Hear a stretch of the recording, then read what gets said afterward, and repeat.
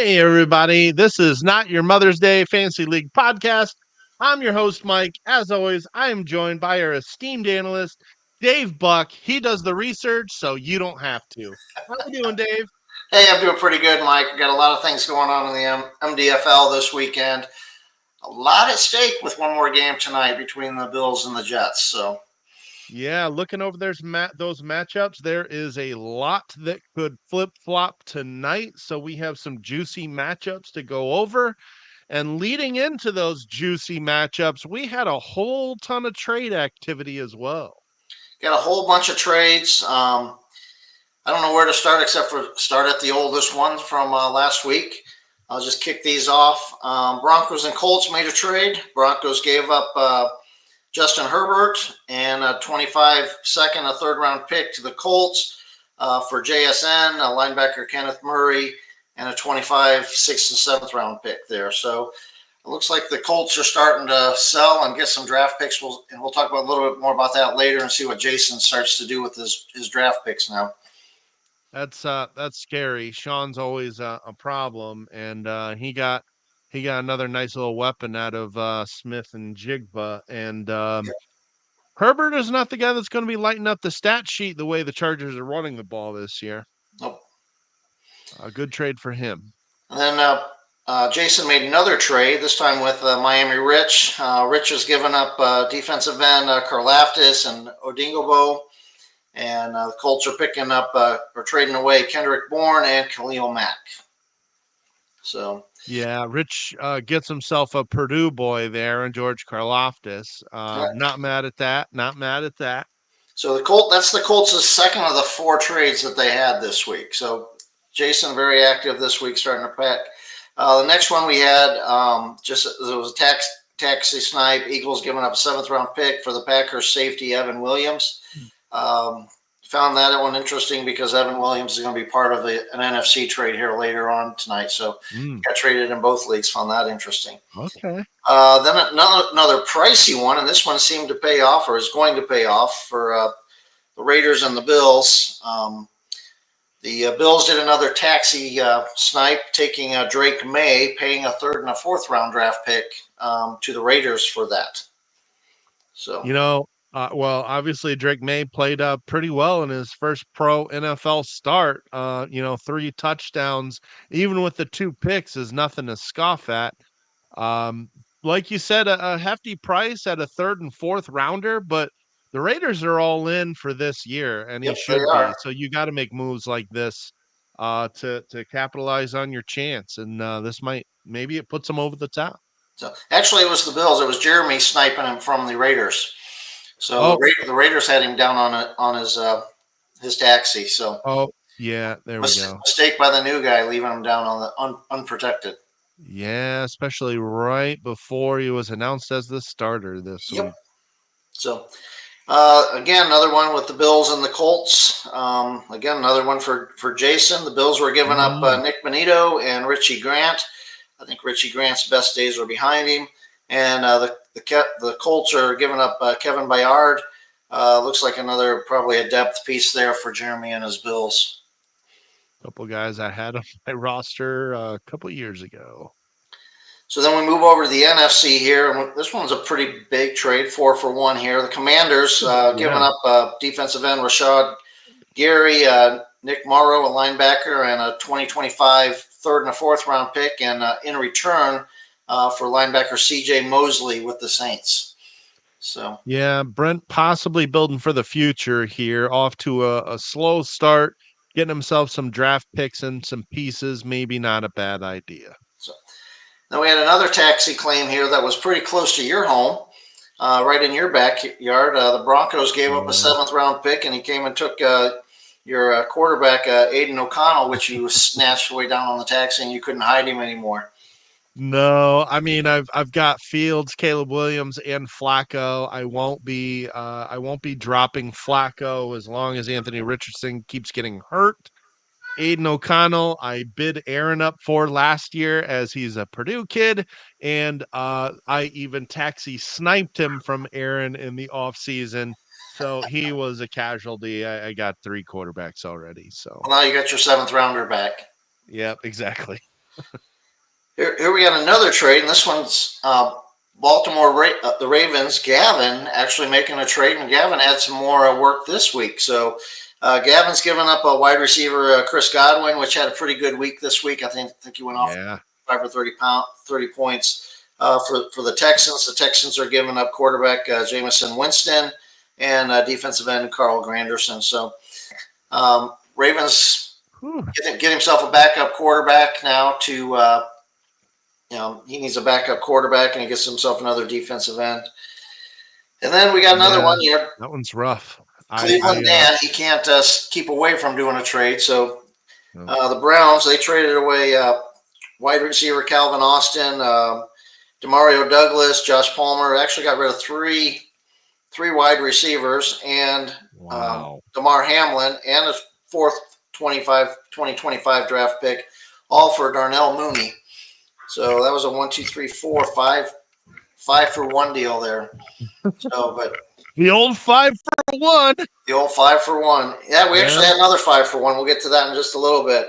Well, I mean, when you got a halfway decent quarterback, guys like Mooney can be productive. So, yep. And actually, Mooney's looking pretty good, being the number two receiver in the offense over there for Atlanta. So, again, here Gavin is busy again. I'm not sure that I see too often that Gavin's doing some snipe hunting, but he definitely came and sniped safety Evan Williams from the Chargers for a 7th-round pick. So kudos for Gavin. He's putting some stuff together. Yeah. Then we got snaps too. This one's interesting. The one between the Bears and the Saints. The Bears are giving up Ridley, linebacker Nick Herbert, and a 2025 first and a second round in exchange for to the Saints for Mike Evans and Geronimo Pratt and a 3rd and a 5th round pick. So giving up that first and second round pick. So, but the Bears seem to be all in, and they're trying to keep up with the Packers in that division. The NFC North is pretty solid this year, and trying to get an edge on there. Yeah, Brent, again, possibly building for next year. So, and then here we go with Colts. They got another trade. And I love this trade. Just not that I like the trade, but I like the return in it, and I'll explain that. But anyways, the Bengals taking advantage of Jason here. Bengals are giving up defensive end Jalen Phillips and linebacker Balin Spector, giving up the 3rd and the 4th round pick of 2025 over to the Colts for linebacker EJ Speed. What's interesting about the draft picks, the 3rd and the 4th draft picks, those were actually originally Jason's. And now they're going back to Jason, so they've completed full circle. And I don't know if Jason's going to know what to do on draft day if he's actually got draft picks. So, yeah, I actually made an offer for EJ Speed last week as well, but I was not giving up that much. So, kudos to you, Nick. All right, so then we got another taxi snipe here. Rich and his Dolphins gave up a 6th and a 7th round to the Steelers. I'm sure Jim probably doesn't even realize that yet, but he lost himself Spencer Rattler, who is the new starter this week, probably for the rest of the month for the Saints this year. That's a really good taxi snipe right there. I think so too. 6th and 7th, very very good return for Spencer Rattler. So, who are you talking about, Nick? EJ Speed in just 1 week? Oh yeah, 1 week he only scored 11, and he's been over 20 in 4 out of 20 in 4 of the 6 weeks. So yeah, so terrible. You'll be fine with EJ's Speed. But yeah, this is a really great taxi snipe by Rich right there.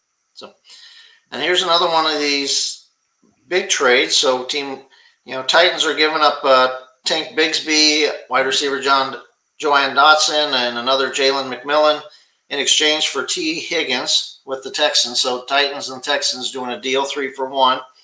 That's an interesting one with him having Etienne and not really being sure how healthy he actually is. And I just wonder where T. Higgins is going to be playing next year. If he's not a Bengal, he may not be as valuable, but we'll I don't see. think he's a Bengal next year because I don't either. they Yeah, got to I pay. he They're paying too many other players. if So he goes to the highest bidder and they're a team that's rebuilding, I just don't know that T. Higgins is as productive next year. But hey, he's got a Super Bowl ring and I don't. So so oh, and then we got one more trade between the Vikings and the Cowboys, and this is another 5-for-1 deal. Vikings giving up Bucky Irvin, who I happen to like, Darnell Mooney again, um, defensive tackle Grover Stewart, and Zadias Smith, and a 2026 fourth-round pick, all in return from the Cowboys for David Montgomery. So out, Montgomery is on the move. And again, this is out. another move that's in that NFC North. That's the Vikings are trying to keep pace with the Packers and the Bears in that division. That is an I mean, Montgomery's a touchdown monster, but man, that is an awful lot to give up when Bucky Irving looks like the running back of the future for the Buccaneers. Yep. So Wow. a lot of stuff going Woo! on. A lot of stuff going on in the past week. Woo! So Deep price for David Montgomery. My goodness. Wow. Okay. Well, cheers, Donnie. That is wow. You got a nice little haul for David Montgomery. My goodness. And a fourth rounder for salt in the wound. Whew. yep. Okay. Wrapping up all of these trade transactions in our league here. Like you said, a very busy week on the open trade market here. We can just real quick, just because this hasn't happened in a while, so it's kind of a big deal. Everybody survived in the Survivor League. Woo! Hey!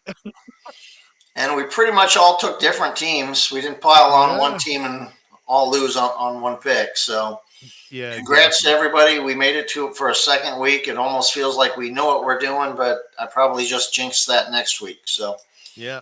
3 picks of the Texans, which makes sense. I figured other teams would have Philly playing the downtrodden Browns right now. So everybody's still alive. All right. Let's get to some matchups. let's get on it. Um I guess we'll just start with mine, but I don't think Dustin has enough to come back. And if I don't beat him on Mahomes bye week, shoot me. Well, Dustin's got 3 players left. He's got 2 flex players. He's got Brees Hall and Conklin, the tight end. Those two, and plus what you've got, I just don't see him overcoming the 61 points that he's chasing. So, Yeah, I got Lazard and Dorian Williams. I got to think I should have at least 30 points in the bag here. It'd be nice to crest 300. But yeah, I am feeling pretty safe about this week. well, like I told you Um, earlier, I'm going to be rooting for Lassard to have put up a goose egg tonight. We'll get to that later. Um, I need him to lay an egg tonight. So, but we'll yeah, get to that. we were talking about how we had an Aziz Ojolari sighting, which has been extremely rare for the former second rounder. But there you go. Moving along. Looks like the Bengals are going to go 7-1 here. Yeah, boo on that one. I really thought this one would be a lot Ooh. closer. Rich, Yeah. man, I hyped you up last week. I thought you were going to do it. I even was hoping out that you got Josh Allen left to go tonight. 62 points. I've looked at it. Josh Allen's had some upper 40s and some 50-point games, but never a 62-point game to make up that difference. So, Yeah. sorry, I Rich. mean, I guess Bijan Robinson and Tyler Algier are pretty good. Who knew? Who knew Who that? knew? Man, Yeah. Yep. Who could have possibly known that? But yeah, another good week for Nick. 317 is always going to give you a chance at winning. This one is pretty this much one is over as well. all but over. Jim Steelers. He's 1-6. He's up by 68 points left. He's got 2 players left. Braxton's got 1 player left in a defensive end, Will McDonald. The thing that I found interesting about this game here is the Steelers. He went with the triple tight end offense this weekend, and it did nothing but give 3 big goose eggs. So Yeah, did Easter come early this year? Because there's a lot of eggs in that basket. So Woo! I mean, it's nice to score 300 points and still have three big old goose eggs from three of your flex Right. playing those tight ends. So I wow. I still got to question the start of Caden Stover. He keeps tossing them in there. Dude still only has 4 catches on the season. Dolchich, not a whole lot better. Yeah, I gotta wonder about those. But So well, hey, I guess those. Jim's going to fall into one here. So Yeah, he good for is. him. Will Anderson did really good for him. I think Will Anderson put up about 50 points. So Yeah, Will Anderson with a 3 sack day. That's yeah, probably his best professional day he's had in a year and a half since he's joined the NFL. yeah. He's a monster. That's I believe that was the only 50 burger this week. I know the guy that drafted him last year, and man, I wish I could have him. So All right, here's another one that is all but over. yeah, this one's over. Dan's out of players, and he's down by 96 points. Just a matter of Jeremy with his 2 players left. How much higher up on score can he get, and can he get another highest score of the week? So Mm-mm-mm.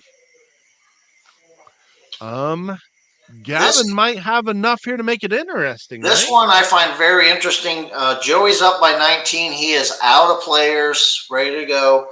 Uh, Baltimore, Gavin. Gavin has been on a hot streak lately, um, putting a good team together. I looked at. I hate to say it. I looked premature last week at the playoff spots, and Baltimore was in there at the number 7 spot. So Gavin may be making a run. I see him a little active in the snipe actions and making some trades. Mm-hmm. But anyways, he's down by 19. He's got Quincy Williams going tonight, tight end or a linebacker for the Jets. He's averaging 17 points a game. So, if he hits that 17, he's down by 19. This one probably will not be resolved until Thursday at stat corrections Thursday morning. So, good luck, Yeah. guys. Joey, probably going to be a rough night for you watching this. And Gavin's probably rooting for a lot of tackles in his linebacker. Is Nick gonna be looking in his rear view mirror at Gavin coming after him? I don't, I don't, I don't think Gavin's got enough to catch Nick, but Gavin's got enough, firepower. If he gets into the playoffs, and he's got all the he's got all the Raven stud players and the Lions stud players. I mean, if you catch Gavin on one of those 2 teams' bye week, gonna probably beat him pretty easily. But you know, he's put a good team by only pulling out of two different team rosters, Detroit and Baltimore. Mm, how about that? One of the teams that we were putting in the bottom 3 at the beginning of the I season. know it. I'll tip my hat to Gavin. He's doing well, doing Putting well. together a nice little season so And far. he's been active. He's adding to his team. He's active and doing some sniping, doing some trading. So Yeah. that's how it's played, Gavin. Good job. All right. All right, next one I'll we got take the help I Jacksonville and can get from the Denver. tech. Jacksonville's up by 40 points. He's got Garrett Wilson and Oh. Dalton Kincaid, so he's just going to add to that lead. Mm. Denver, Sean, sorry, dude, your punter, not going to get it done tonight. Man, me and Sean looking up at the Raiders. It just feels weird. Yeah. It just feels weird. And here he is. He's about to go 7-1. Yep, there's 2 teams going in the opposite direction. Obviously, the Colts are packing it in, and he's starting to accumulate some players and some draft picks. Las Vegas Raiders, Matt, kudos to you. You're up by 137 points. You got 1 left. I didn't even waste my time to see who it is. It really doesn't even matter. So, anyways, Raiders going to go up to 7-1. So, well done, well done. So, Texans and if I was the Chargers. Raiders, I might want to get a hold of the guy who drafted the team and at least say thank you. Too bad that guy's not getting the fruit of his labors and all of his pain from the year before. So Yeah. here's another interesting one. By the way, we got about 8 games that are toss-ups tonight, so we got a lot of things going on. We got the Texans and Chargers. Both these teams came in at 2-5 today or this weekend. Texans find themselves up by 22 points. They've got their kicker left and safety Damar Hamlin left. The Chargers, on the other hand, got three players left. Keon Coleman, their punter, and safety Chuck Clark. Very much capable of making this a game. I don't quite know if the Chargers have got enough to catch Josh, but it's going to be enough to make Josh uncomfortable tonight. So I just have to stat of the day here. Olave losing points on the day. yes, losing points and in concussion protocol now. He'll probably be out Oh for quite a while. man, I Weeks. really thought this was a team that improved quite a bit, but with oh man, I mean, having to start Will Levis, not even the Colts defense could make Levis look good. That's rough. And Tua on the mend and Stafford on bye. Yeah, he was kind of doomed this week. Where am I? Where am I? There we All go. right, so This is the matchup of the night. Would I, you agree? I do. I absolutely love this game and really chuckled about it. You got the Bears who are 5-2, the Eagles 4-3. They both have one player left. It's a 2-point game. It's a 2-point game, and the Bears have their kicker left, and the Eagles have their punter left. So if you want to spend like almost 3.5 hours watching the kicker and the punter go at it over a 2-point game, it is going to be interesting. And it's just to add more kicks to this. So the Bears are up by 2 points in this game. His kicker's averaging 8 points per game. And the Eagles got their punter Morstead going, and he's averaging 11 points per game. So just do the math. That puts it, if they hit their average, it's within a point. Here's another game that could go down to Thursday morning stat correction. And they get both Shannon and Mike get to watch a game and root for kickers and punters. So kudos. Have fun with that. Man, that is hilarious. Imagine staying up to watch the entire Monday night game just to root on your punter. And I mean, the simple fact that the Bears still have a chance to win when Dak only gives them a 6-pack at home. Yep. That's pretty nice, I guess. Wow. All right. Moving on to this one here. Looks like the Cowboys are going to wrap it up. Well, they're up by 24. I mean, it's probably doable if Dorian Williams goes off. Detroit's got Dorian Williams left. Dallas has got DJ Reed. I think he's got enough to hold that lead. It's not as close as some of the other ones, but definitely could flip if a safety doesn't get any points and Dorian Williams snags an interception or a sack or something like that. Could be very interesting. So yeah, that's true. He has played well. The Jets the Jets offense just hasn't been on the field enough for defenses against them to really rack up tackles. That's the only problem that I see with that. All right. So the Packers, are we sniffing the first L for them here? Well, here it is. Green Bay's up by 43. Mike's the last 7-0. He's the last undefeated team. He's top of the NFC North. He's got Mike and Hayden and Jordan sniffing right behind him. So that's very competitive. He's 7-0. He's got one player left tonight, and that's Clemens, the defensive end. And I'll just throw this out there. He's averaging 8 points a game. The Giants coming in this at 1-6. You wouldn't think it's a game.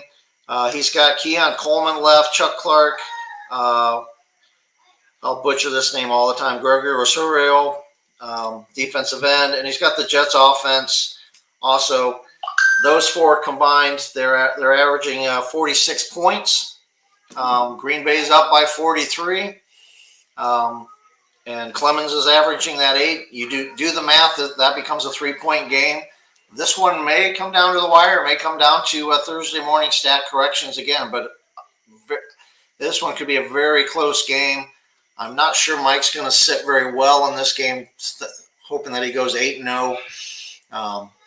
But Man. I think Caleb gives him a run for his money tonight. So Man, this is like the Seahawks losing at home to the Giants is what's happening here. Yep.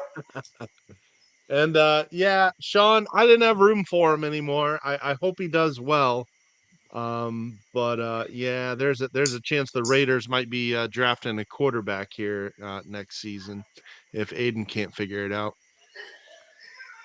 And I will also take a redo on this year. This one maybe intriguing. I think it's over. Yeah. Minnesota's 4-3. Washington's 5-2. Hayden's up by 54 points on this. He's got Josh Allen left, and I think that's enough for him. But he's also got Yeah. Witherspoon cornerback, so he's got plenty of firepower left. Washington's got three, which is just a coach, defensive tackle Williams, and linebacker C.J. Mosley. Not enough to probably offset the 54 points plus Allen. So how Hayden's going to at least be staying pace with in that NFC North with Green Bay Mike. Maybe even be gaining a game on him if Yeah. Caleb can pull off the upset. Yeah, this here is yeah, I know we were talking about the Commanders having one of the better NFC teams, but this is going to tighten things up a little bit here It will tighten things up there too. for sure. Going to have Olave out for at least a week. Um Man, I don't know what to make of DJ Moore this year. It's like somehow he had more value when Fields was in there cuz he would just throw the ball deep to him constantly. But yeah, we'll see. He's been very up and down so far for me. On a side note, if Hayden has if he ever wants to move anybody, he could just move Montgomery for like 4 Pro Bowlers and 3 draft picks, like what happened on the other side, Yep. apparently. So, uh, all right, moving on. All right, Hayden's nervous. this one's not comfortable either. I'm up by 3 points on San Francisco. Matt's got two players left. Wide receiver Lassard. That's why I'm rooting for that goose egg for you. So you've got a big enough lead. You don't need it. And same to you, Matt. Best of luck to you. Just take it easy on me. Bench and rest your players. I'd appreciate it. He's also got cornerback Oh, and he's Binford here. going. And I've got Jamie Sherwood going. Just to run the numbers for you, I'm up by 3. Sherwood's averaging about 16. Lassard and Binford about 26. Puts this within about 7 points. So definitely, if we keep Lassard out of the end zone, if Lassard scores tonight, it's over for sure. That's how important those 6 or 7 points are going to be.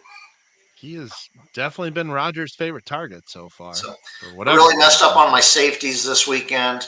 Safeties didn't do me crap, and I left all kinds of point with my safeties down on the bench. Ugh. Ooh, yeah. Yeah. Cooper DeJean, though, you might have your nickel of the future. I think I have the nickel of the future. He got his first start this weekend. Did fairly well. Gained 20 points. Had a half a sack. 6 tackles. He may find his way. May find his way into my starting lineup next week. But kudos out to my Dijon buddy over in the AFC, Miami Rich. We're looking forward to seeing what a white man cornerback can do. So And just an embarrassment of riches over here too. We were talking. I wanted Tyke Smith in a Colts uni, and they said no, we like our guys, and continue to get torched by any half decent quarterback. Tyke Smith putting up a nice rookie year here. well, and you would think that you see all those NSs. Or well, Braxton hasn't started him either. But if you pull up my roster, I haven't started him yet either. I'm beginning to believe in Smith, and he's also probably going to find himself in my starting lineup too. Well, you're also looking at lots of opportunities because the Bucks don't have a great secondary. Lots of shootouts, lots of opportunities for safety tackles here. Yep. But yeah, that's embarrassment of secondary riches here. So I will not pity in your loss if that happens. All right, Tampa Bay, Seattle. Here's another one that is Yeah. interesting. Tampa Bay is up by 39 points right now. He's out of players. By the way, this is a matchup of teams that are 2-5. So winner's going to go to 3-5, try to get back into the hunt of stuff. Loser's going to fall to 2-6. Seattle's got 3 players left. Running back James Cook. He's got a kicker and a safety Tony Adams. He's down by 39. You add up what he's got left. That's 45 points. So this puts it down again within the 6-7 point range. If he hits his averages, this is a game that could flip very easily. Yeah. Yeah, some decent bench production over on this side here. Keenan Allen finally gets a couple touchdowns. All right. 2 more matchups to go. Does Jeff have enough to catch up here? Jeff does not have enough to catch up. At least I don't think, but I'm going to root for him anyways because I need Carolina Adam to lose. Flick needs to lose a game so I can catch him or stay up with him, especially if I lose one tonight. Carolina's out of players. Arizona's got 3 left. Not sure which 3 they were. I didn't go into too much depth, but yeah, I don't think he's got the 80 points to catch him here. Yeah, quite a deficit for 3 guys. Cook is out. Okay, well, even more reason why Carolina's probably going to win that one. So, Jeff, if you're paying attention, you may want to check on James Cook because he's not playing tonight. Ooh, man, and Adam with some nice bench production this week here. Both teams with some good bench production. It must be nice. Go back to Adam, and I can't believe that he's got Brian Burns in that, and he sits him on the bench and goes. I wish I had that type of depth, though, that I would just put Brian Burns. Right? Yeah. Yeah, I know. And if Dunsey can get some targets, man. Let's go back to Jeremy just posted. Even better to get Drake May back for a 3rd and a 4th when he traded him away for a 1st-round pick. So Jeremy, being the mastermind trader that he is, incredible. So kudos to you, Jeremy, for that. Thanks for the reminder. I'll let you do my draft picking for me and trades for me. Right. Last one. This one could flip. This one also flips. Brent and the Saints, he's out of players. Needs a victory badly, sitting at 1-6. LA Rams and Scott, he's 2-5. He's got 2 players left. He's chasing 23 points, but he has tight end Kincaid going tonight and linebacker Bernard going tonight. And when I do a little bit of depth look into those two are averaging 18 points combined. So it puts it within 5 points. So if he gets a little bit more out of the average than what he's been getting, this game here flips also. Just seeing what kind of production we had on the bench out of these teams here. We got a little trash in the comments. Love it. I mean, hey, that's not a bad first game for Mr. Drake May there. Not bad at all. But yeah, Brent building for the future. Unfortunately, when you're only getting 20 points out of your 5 flex players, yeah, Calvin Ridley barely been a factor in Tennessee. Adonai Mitchell has a bad gator arm problem. Every time I see a highlight of this kid, he is pulling up short when he thinks he's going to get hit. I think he's going to be a bust. And I'm just going to remind you that running 5 wide and only getting 20 points is still better than running triple tight ends and getting 0 points. You're right about that. Oh, you're right about that. Oh man, if only he had like a couple running backs to put in there or something, like 2 guys from the same team, maybe. I don't know. That might be crazy, but there you go. That is our week. I can't even keep track anymore. Week 8 recap. Yeah, that's the thing about, unfortunately, Alec Pierce here. Got him on my team as well. Colts fan here. Flacco doesn't chuck the ball down the field a whole ton. I hear you, Scott. I've got the same problem with players that I never play them, and that's when they produce the best when they're on the bench.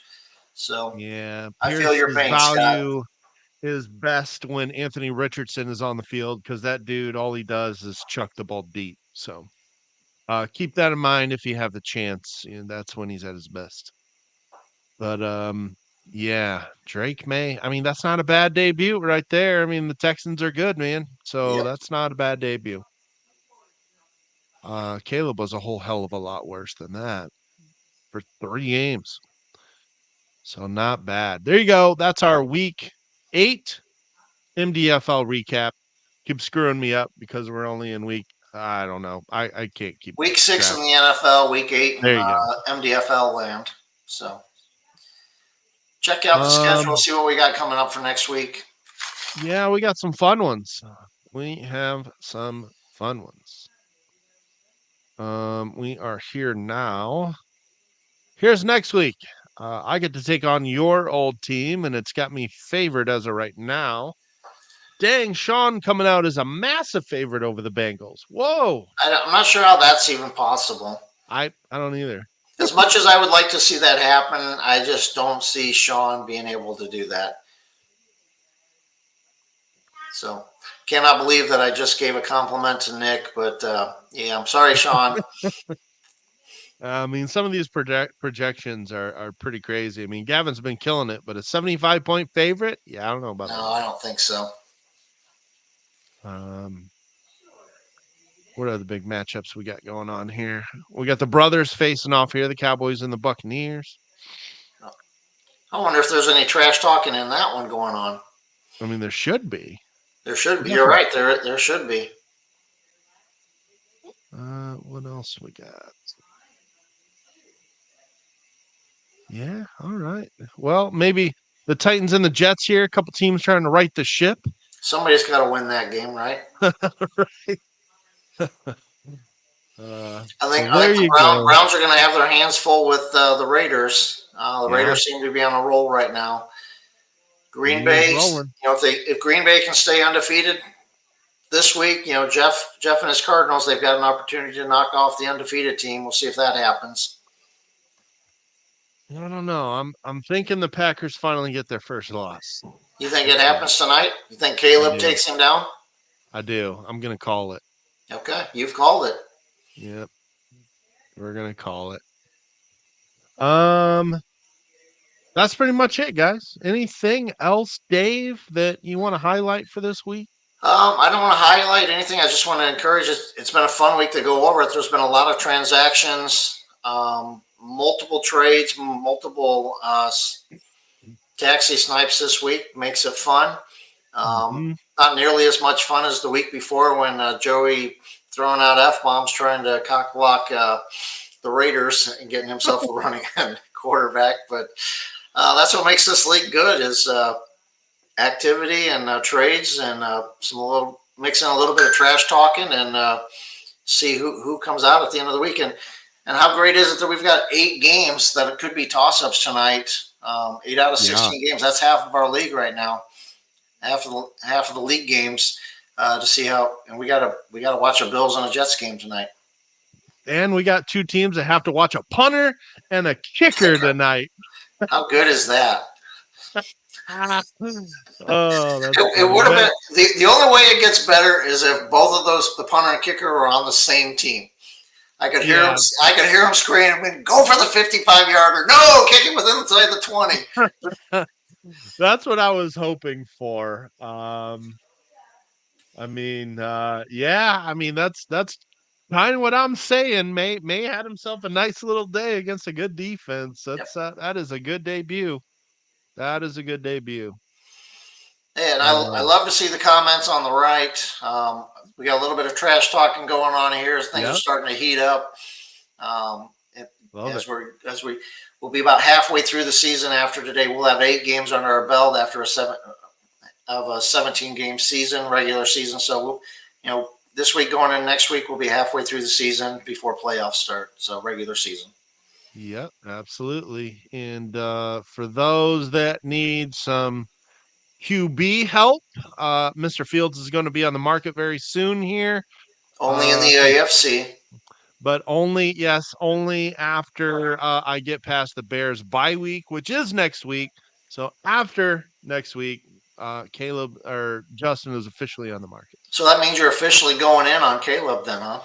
It's happening. Yeah, he's starting to show flashes. And I mean, sure, it hasn't been team against teams that are very good, but that's what you're supposed to do. You're supposed to crush the bad teams and then build confidence and start to pile up stats against the better teams. And he's showing flashes. He's actually starting to go through progressions now, and not always going for the home run balls, and that's promising to see. So there you go, guys. That is our week 8 MDFL coverage. It's been a pretty entertaining week. It should continue to be an entertaining week as we're all going to be watching the Hunter and Kicker matchup tonight. Hunter and kicker, exactly. So Melisard put up the goose egg tonight. Give me a chance against Matt. So you won't need the points. Neither does Matt. So we'll let it go. So Dave, thanks again for doing the bulk of all of the research at this point. My weekends have just been crazy lately, and I haven't even had a chance to chip in, so I do appreciate that. I got you covered. So no problem. So It, it anyways, used I go ahead. used to be a little bit more less worthless in this. Now I'm just the narrator, but it is what it is. Dave likes doing the research, so Well, and also we need to have some guests on here. You know, yeah. so if somebody wants to call in sometimes, talk a little smack talk about their team, see what they got coming up. Hey, you guys are more than welcome to come and join us. Very easy to get on and do a little conversation with us. Yep, you don't even have to stay for the whole time. You don't even have to turn your camera on. If you got a mic or if you got a phone, you can easily hop in here and join us for a couple minutes or the whole segment, whatever And you want to do. you So don't even have to show your ugly mug. that's So right. That's right. All right. Well, good luck to all of the teams that have some stakes tonight. And we will see you all again next week for the week 9 recap. all right, thanks guys. We'll see you next week, Mike. See you See you guys. guys.